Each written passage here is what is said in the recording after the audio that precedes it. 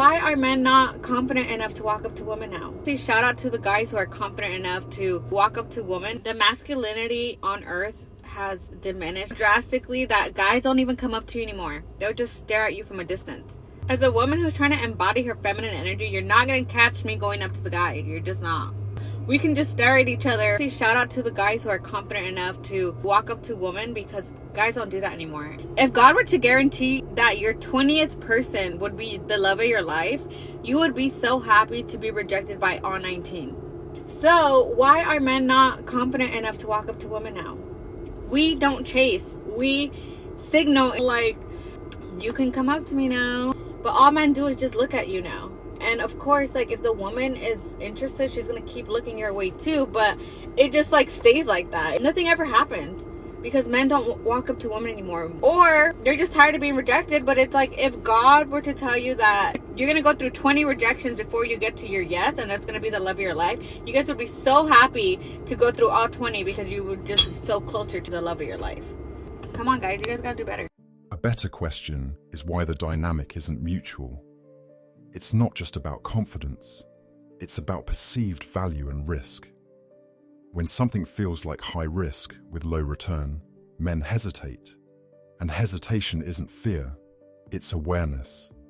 Men saying, I've just decided altogether to avoid women, that it's better to be single, guys. And they're like almost proud, happy about the fact that they're gonna choose and make the choice to avoid the entire gender of women because they have yet to actually resolve the war they have within themselves. There's also a pattern of how accountability gets framed. When things don't go well, the explanation often moves outward instead of inward. But most men aren't complicated.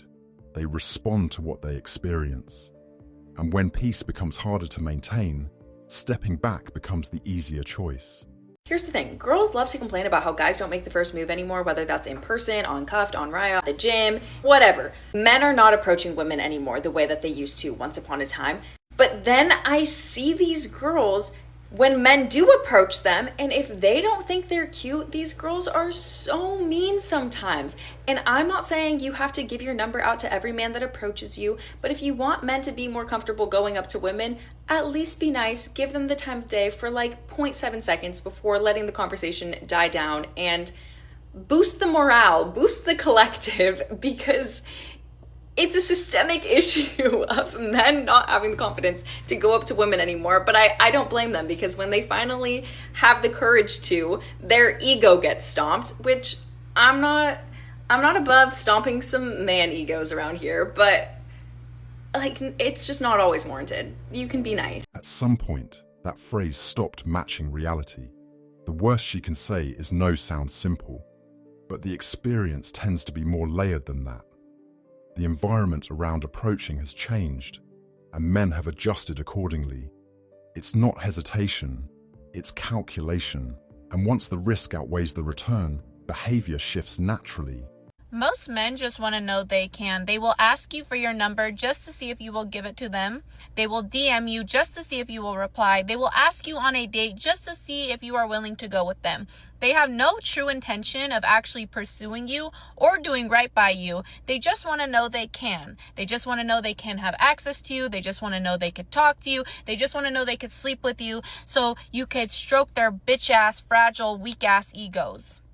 They need to go run and tell their homeboys, look who I'm talking to. And once you acknowledge that the majority of men don't even actually like women, they just need approval from other men, and they need you to get the approval. They need some beautiful arm candy that carries herself well. You will stop, call the motherfucking wambulance. You'll stop crying over these bitch ass, loser ass men that can't even wipe their ass correctly. Like, it's really not that deep with them, right? It's more times than not a game. Of course, there are some men that actually love women and actually want to do right by them, but the percentage of that, very small. And that's why if he's not the motherfucking one, don't waste no time and don't waste no tears on him, okay? And the one will show you why he's the motherfucking one. And I promise you, you will be able to notice the difference between the one and the twos and the threes immediately. So unless he's the one, Don't give no coochie to these men. Don't give them no time and don't give them no attention. Okay? Okay, I love you guys. Bye. Interest also changes once things become real. Initial attraction doesn't always translate into long-term intent. When expectations shift, so does engagement. And that's where clarity usually shows up.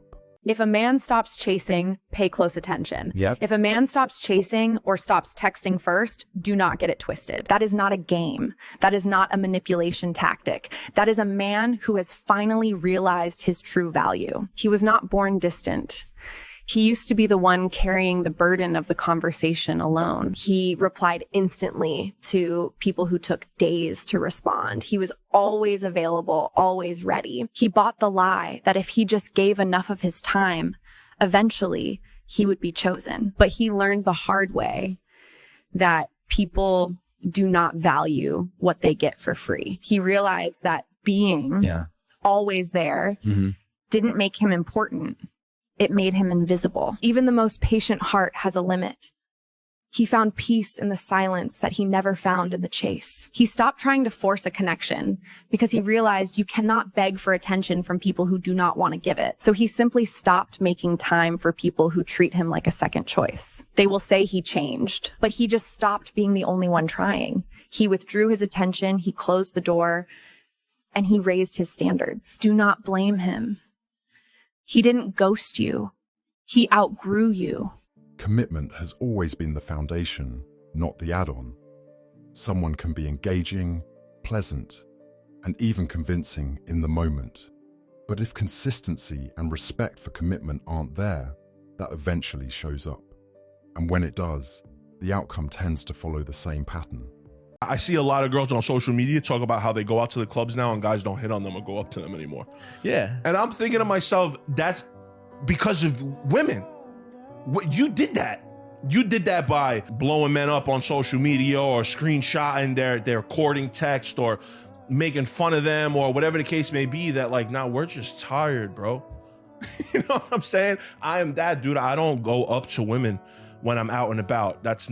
Was never really my way of courting women at a bar or club, going up to them and spitting game or whatever the case may be. That's never been my route. But I see more and more women now say, we go out and men don't even come up to us anymore. Like, how are we supposed to meet somebody? I think that's at fault on both sides, but I think women need to take responsibility in a way, because it's harder now, because again, 75% of women are looking for the wrong thing. And I think 75% of men are also kind of looking for the wrong thing. They're looking for a girl that they're attracted to, that they could have sex with tonight.